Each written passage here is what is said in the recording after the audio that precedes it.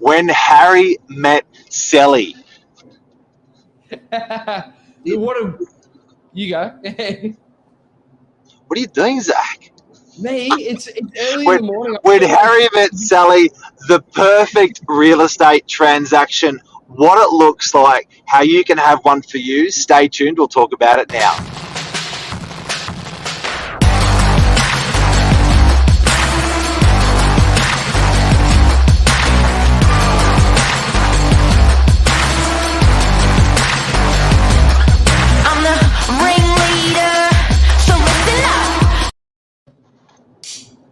And we're live. Good morning, everyone. You liked it that time, didn't you, Mark?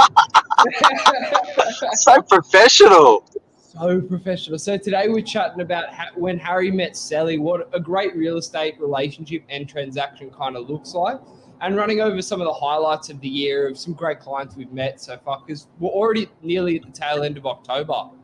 The year's closing out. Incredible. It's incredible. It's incredible. It is. So yeah, do you want to kick us off, Mark? Yeah, so I basically just wanted to talk about the best clients that you've had, Zach, for 2021, what that looked like, the result that was achieved, and what the perfect sale should look like for someone that's selling their property. It should not be painful. It should not be stressful. It should be fun. And this particular transaction, when Harry met Sally, it was cool. So Zach, we got called in. These guys said, "Hey, we just got your letter about your property down the road that you sold. We thought it would be a good idea. Just thought about it today. Can you come and see us today?" How did it go? Well, that's it. So to paint the perfect picture, I just sat down at our lunchroom. I just opened up my Zinger box on a Saturday arvo. I was ready to crack into it, and I get a call, and it's just like, "Hey, Zach, we just got your letter, and we were thinking about maybe kind of our options and bringing our property on the market." And I was like, "Hey," and I was like, "Sweet, I'll see you in a couple of hours. Hey, Mark, you free?" Yep. We ran over. We checked out their property in Manly Vale, and it was just a really breezy conversation. We lost about an hour and a half of our day just having a chat about all things real estate and local property. They were looking for a bit of an upsize. They didn't know if their house suited them anymore. We popped back over 2 hours later with the perfect proposal and ran them through the whole process. And how the family was involved as well. So the kids, sat at the dining table, listening, learning. One of their daughters' boyfriend decided to sit in on our meeting as well, and I thought that was their son because he was so involved. And you know what? It was just such a. How does a client make a real estate agent feel that comfortable, and how does a real estate agent make a client feel that comfortable? I don't know, but it was certainly a good match from get-go. Hey, 100%. It was a great feeling from the start. Like everyone just felt at ease. Like sometimes you walk into a presentation and you almost feel like you've got to stand up stiff, proper, spread your shoulders. But I walked in and it was just a relaxed feeling throughout. And that's what the home gave off, that kind of vibe as well. It was one of those homes where you walked straight in and you felt loved. Like you could tell they had a very strong kind of family unity, and they made everyone feel welcome in that home. And as the process went on, they relaxed and opened up to us as well, and it just became this fluid and fun process. And even their Groodle, which was looked like a medium-sized horse, even their Groodle was cool. Yeah. So we sat there, we went through the business, we explained what we did, and they pretty much went, "Yeah, let's do this." And they looked at each other sort of virtually on the spot, and we're good to go. Yeah. Well, yeah, we sat down, we presented at 6 p.m. on Saturday night, and we had a signed agreement by midday on Sunday. So that's just how it all went at the start. But it wasn't more of a forced speed thing. It was more they had immediate trust from Mark and myself presenting kind of a very open and honest front, and just being genuine with them from the start. And they trusted us almost immediately. And from there, it was just very fun. So what else? Morning, Michelle. what else consists of a perfect real estate transaction? So it was just a great relationship. It was a lovely property. And then what happened? And then what happened is we started the marketing and everything, and we took on the owner's advice as well throughout the campaign to an extent. We ran it as a bit of an investment because it was a unique home, that home in 22 Park. So it was more of a combined front. We took some of the owner's feedback in. They trusted us on our marketing expertise. So everyone was happy and everyone was proud with the advert that was put out there. And then dealing with the buyers, they knew that we were being as genuine with the buyers as we were with them, and they trusted us the whole way through. So as Luke says, like, relationships and trust are a very big thing in making the whole process a lot more fun and enjoyable. And then you tried to burn their house down. It wasn't on purpose. So I actually spoke with the owner after this, and he's done it a few times as well. So the wick on the candle's meant to have a 3-hour life. And as I was leaving, I've blown into it. I've seen the flame go out. I've closed the door. I've left. Owners have come home 2 hours later to the smoke alarm's gone off. And they're like, oh, maybe it's the tenant in the granny flat. They burnt some toast. The tenant in the granny flat they spoke to, and they'd said, oh, maybe the owners have burnt some toast. I don't know what's going on. And so the owners have finally rushed in the house, and the candle glass container has actually exploded and all the wax was on fire. But they still love you. They still love me because I swear I blew that candle out. So anyway, and you replaced the table as well, even though they didn't want you to. They refused against it. So you know how you mentioned the girlfriend, the daughter had a boyfriend. Since then, he's actually started work with us at Novak. I got him to do some spy work and find out all the branding of the table that I had set alight. And we went on a bit of a mission on Wednesday, picked up the table and drove it up to their new place to replace it. That is awesome. That is awesome.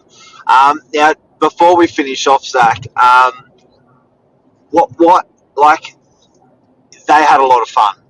This is something that is normally a really stressful transaction for clients. It's a shit fight. They had a lot of fun as sellers. We had a lot of fun as agents, for the sellers.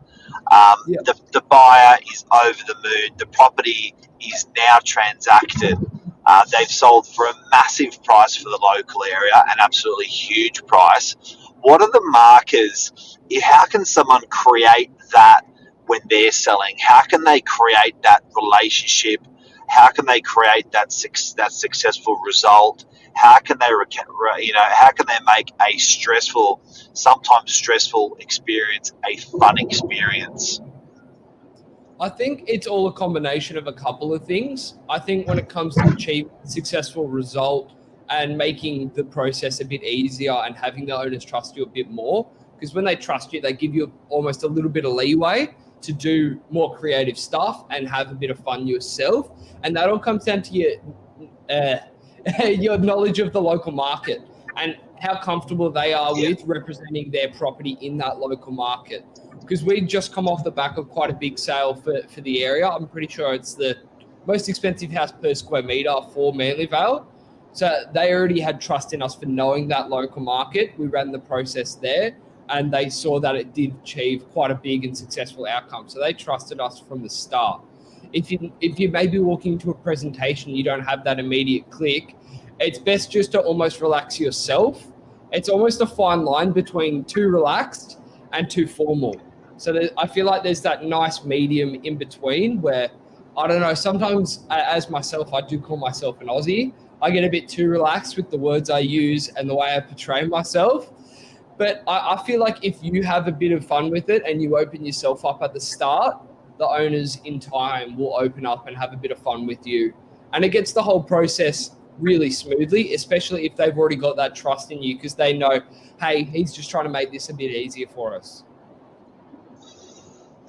Something that reminded me also, Zach, in what you were saying was what I found, and as a real estate agent is, and you and I had this conversation, you may remember, I think people I think older people, not these guys are in their 40s. They're a lovely couple, and I think sometimes people see themselves in their agent, or and particularly when they were younger, or they see their kids in their agent, and they think. So when I was in my 20s as a real estate agent, I did an amazing amount of business for people that just wanted to support a young, hardworking guy, because you remind me of my nephew, or you remind me of my kid, or whatever.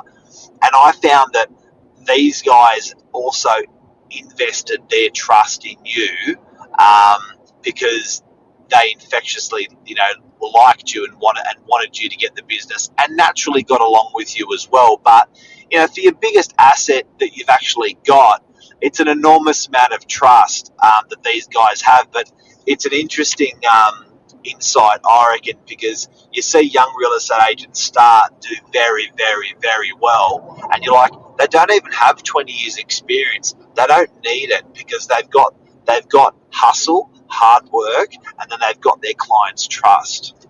Yeah. Which is a big and I thing. think also have been guided, Yeah. Well, they've usually got great leadership. It is where the young kids usually get it from. But another big thing, like similar to when you were in your 20s and you started working around here, it's the young kids that have grown up in the area who have confidence and pride in the areas they're selling in as well. So I was a local kid. Good point. I grew up at 102 Oaks Avenue, so I feel at home in DY and the Northern Beaches. But I feel like maybe if you were younger coming down from the Central Coast, you might have a bit of a harder time almost. Like, I don't want to – maybe you come down here and you fall straight into it. But normally you take a natural sense of pride in the area you grow up in, and that natural pride breeds confidence, and that confidence breeds trust. So it's almost like a domino effect from there. And that's well put, man. I love that. And I think a lot of people coming to the area don't have that. So that's a commodity also that you can help with people, because there's people that are coming from out of the area. You're just so confident and love it so much. You're like, yeah, you should buy this. Yeah. Well, exactly. I've watched the changes that have happened in the local suburbs, like Manly Vale, having that Beeline shop front put in. Even the new Woolies being built next to the new Coco Republic build at the back of there, because my nana worked at Harvey Norman in Balgowlah. So I was always around that commercial area. Even watching Civic Video now be a 380 apartment block complex on the corner of Pittwater Road and Howard Avenue. Like, it's just been crazy changes, even in my kind of 25 years in the local area. I can only imagine what it would look like if you double it. Nuts. Zach, thank you very much for today, and I hope we've helped someone out there when Harry met SELLY. And that's and what an amazing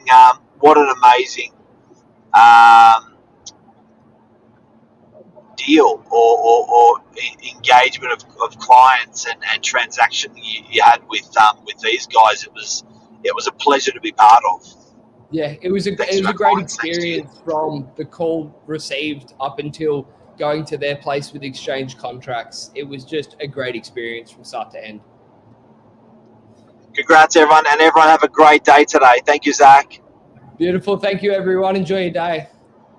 See you guys.